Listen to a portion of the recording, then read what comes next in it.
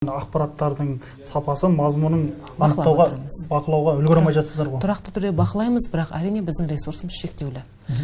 Тек біз ғана емес, қоғамдық басқа да құқықтық құрылымдар да бұлай бақылау жүзеге асырады. Көптеген мемлекеттік органдар өз құзыреттері шегінде бақылайды. Дегенмен, манағы айтқандай, бұл ашылып жатқан ресурстардың әлеуеті әлдеқайда жоғары. Айнұр Әбдірасылқызы, біздің YouTube желісіне бір сұрақ келіп түскен екен. Мен көрермендерге ескерте кететіні, біздің тікелей трансляциямыз Азаттықтың сайтында және Азаттықтың Facebook парақшасында қосымша жүріп жатыр. Бүгінгі біз талқылап отырған тақырып Қазақстандағы діни ахуалдың жағдайы. Студия қонағы Айнұр Әбдірасылқызы. Сізге Данияр Кенжеәлиев деген бір азамат сұрақ қойып отыр екен. Неге осы батыс өңірінде осындай оқиғалар көп болады? Не болмаса неше түрлі діни ағымдардың шоғырланған 20 батыс өңірі дейді. Бірнеше себепті қатар айтуға болады. Біріншіден, территориялық тұрғыдан.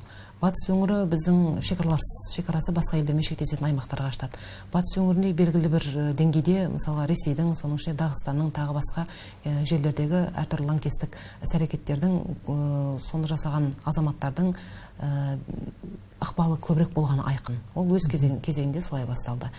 Екіншіден, жалпы халықтың дінді қабылдауға деген құлшыныс талпынысы әр өңірде әртүрлі.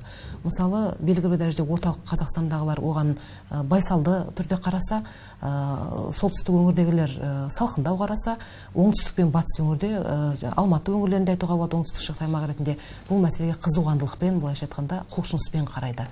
Құлшыныспен қарағанда оның тағы да дәл батыс өңірінде көбірек белең алуы, бір жағынан мына перифериялық шалғай аймақ болуының да себебі бар.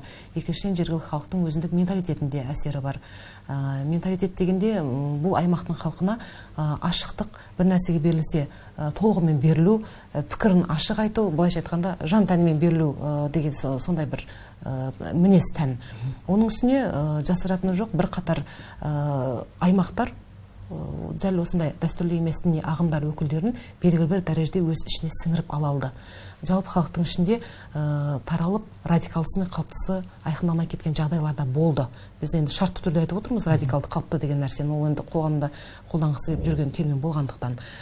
Мысалы, күлкілі де болса айтайын, оңтүстік Қазақстанда осы радикалды, осы дәстүрлі емес көзқараста жүргендердің өзі мешіт жамағатының ішінде, мешіт жамағатымен қарым-қатынаста өте жақсы, өзара бауырластық қарым-қатынаста, ол жердегі имамдармен қарым-қатынасында да енді бір күлдіргі мысалдар бар, мен оның барлығын келтірмей-ақ қояйын.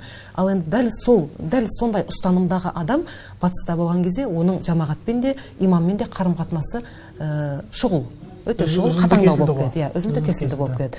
Осындай да жағдайлар бар. Одан тыс, осы дәстүрлі ағымдарды таратушылар, мысалы кезінде оңтүстікте белгілі өзінің негізгі өкілдері болды.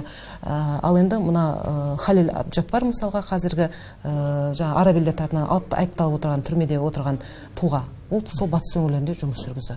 Сондай тұлғалардың белсенді іс-әрекет жасауының салдарынан ол жерде үлкен топтар қалыптасып кезінде үлгерді. Идеология белгілі бір дәрежеде орнығып үлгерді. Сол нәрсе өзінің қазір жемісін беріп жатыр.